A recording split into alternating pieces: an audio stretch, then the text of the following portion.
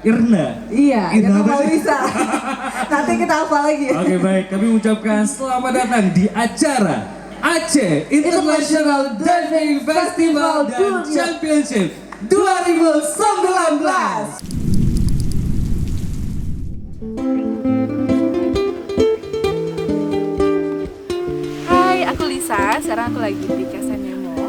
Dan Kesanemo itu menurut aku tempat yang indah karena pantainya yang damai dengan pasir yang begitu lembut dan putih. Pastinya ini bisa memanjakan mata kita untuk holiday di sini, untuk bisa menghilangkan penat-penat kita selama bekerja, selama kita di kota. Tentunya ini tempat yang paling cocok untuk refreshing.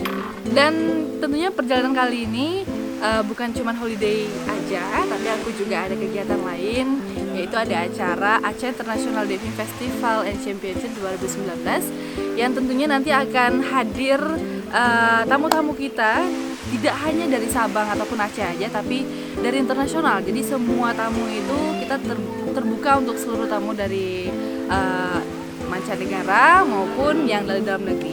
Dan pastinya Aceh ini spesial kali buat aku karena Aceh ini dia tempat yang sangat sempurna.